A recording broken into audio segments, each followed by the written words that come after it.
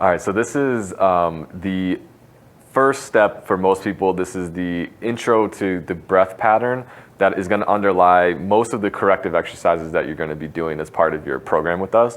Now, this will seem kind of rudimentary or basic, but getting this like basic foundational thing down is extremely important because, again, it's going to be a key component in any of the corrective movement-based exercises that we're going to prescribe you going forward. So the way we're going to have you do this is you're going to set up in what we call the 90-90 position. So you're going to lay on your back, and you just need to find, a couch, a chair, ottoman, coffee table, just something you can put your feet on. Just about anything you could think of will work. You just need to find a way to get yourself so that your feet put your knees and hips at about 90 degrees. So 90-degree bend at your knees, 90-degree bend at your hips. All right, you want a ball or something similar in between your knees. You don't want your knees to be like flaring out, or you don't want them super close together. Just want to have a placeholder. You don't necessarily need that to be a ball. It could be a roll of toilet paper, paper towels. It could be a pillow, just something that is a placeholder that you can have between your knees. All right, so to start, what we're going to do here is I want you to take your hands. You're going to put your hands on your ribs. All right, you're going to just take some deep breaths in. All right, now when we say ribs, you don't want to be like all the way up here. You don't want to be down in your belly. Just the lower ribs where you can feel the like angle of your ribs. All right, so you're just going to let your hands rest right there, and you're going to take a couple deep breaths in. You're going to breathe in through your nose and out through your mouth. And don't overthink it, just big, deep breaths. All right, rule of thumb, when you breathe in, you don't want to hear yourself breathe in. If you hear yourself breathing in, it means you're using your neck. All right, and what you need to sense is as you breathe in, you should feel everything come up.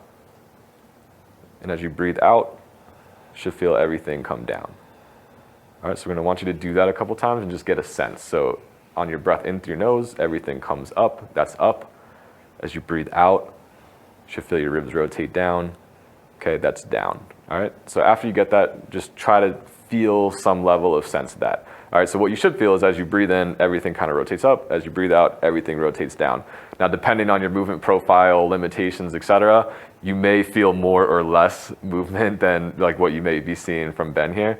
So just feel that for yourself first. All right, and once you have that, what you're going to do is you're going to keep your hands on your ribs. All right, you're going to breathe in through your nose, big breath in, feel everything come up. Okay, you're going to take a big breath out, feel everything come down.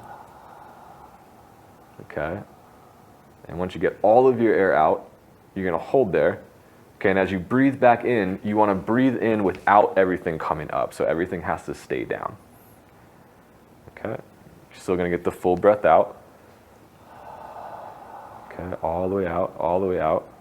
You're going to pause, hold for a count of 3 to 5, and as you breathe in, if my fingers were here on your ribs, I wouldn't want to feel any feedback.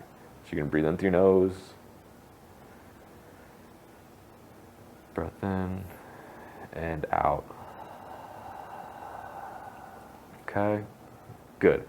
So that idea of your ribs come down, they stay down as you breathe in. Mastering that basic breath pattern is, again, going to underlie a lot of what we're going to do from a movement and corrective exercise standpoint. Now, a couple big things here. The breath out needs to be like a prolonged, sustained breath out. So I'll have Ben demonstrate like right or wrong. So as you, what we'll see a lot of times is people will just try to get all of their air out as quick as possible. So can you demonstrate what that would be like? And they shortchange the breath out, and they kind of bear down to try to get everything to come down.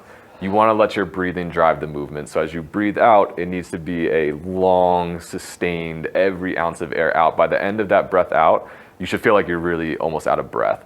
Okay, so let's just real quick, I know you've been doing it, but just demonstrate one time. Breath in, okay, and then long, sustained, open mouth exhale to get all of your air out. Now, as you get to the end of that exhale, what you want to feel is that your abs engage. Okay, so in order to get your ribs to come down, to rotate down, we want to use the exhale or the breath out to drive that. You're not going to bear down with your abs to create that, but what you want to feel is at the end of that breath out, your abs really kick in, especially like lower abs. All right, and that's the thing, that little bit of engagement is what's going to allow your ribs to get down and stay down when you breathe back in. So once you feel that engagement, you want to keep just that level of engagement. Again, you're not going to bear down and try to like power through the movement. Let your breath drive it, but that's the engagement that you should feel. All right, the last thing here is as you breathe out, okay, and you get all of your air out and everything starts to rotate down, you should feel your lower back pressure down into the table. All right, so your lower back should get a little heavier than it was when you were just laying there flat. All right, so that again, on that breath out, ribs come down. At the very end of that exhale, long, prolonged exhale, you're gonna feel your abs engage, you're gonna feel your lower back in the table, and then when you breathe back in, you wanna keep it there. All right, so that's the basics of this exercise. The last piece of it, that's like the muscle engagement piece. The last piece is, where do you sense your air coming in? All right, so when you know that you've really got this, you'll feel a couple different things. A lot of change in your movement has to do with changing your pressure, being able to close one area down and open up another, especially through this like thorax region of your body. So when you get that full breath out and everything gets into position, when you breathe back in, you should be able to sense where your air is going. Now, you're only gonna sense your air going one of a couple different places. It's either gonna be coming into your belly, it's gonna be coming into your chest, it's gonna be coming into your sides, or your back. So to reiterate that, chest, belly, sides, back. They're the 4 places that your air can go. When you do this correctly, what you should feel is that your air is going into your back and it's going into your chest, all right? We wanna eliminate the belly breath. So as you breathe out, so go ahead, we'll do this again. Everything comes down. Okay, what we don't want is a belly breath, so give us like a belly breath in. See how Ben's like belly pops up? All right, we don't want, that's not what we want. Now, we can get into this in other content, but the whole idea of diaphragmatic breathing, this is like that belly breath isn't necessarily what we're going for this specific purpose, okay? So we don't want that, all right? As you breathe in, breathe out, just get everything set. We don't want an apical breath where just everything expands up top. Okay, where your ribs pop up and everything expands up top. All right, if you get that full long exhale, everything comes down, it stays down as you breathe in, you have a quiet breath in, you should feel a little expansion here, and you should feel your back pushing into the table. And once you're able to sense your expansion in those areas, that's when you really know that you've got it. Okay, so this isn't something that we're gonna do for sets and reps. Again, this is just like a basic pattern that we need you to get some level of foundation with. So when we start adding muscle activity and other positions on top of it, you have this basic thing down and we're able to progress you very quickly.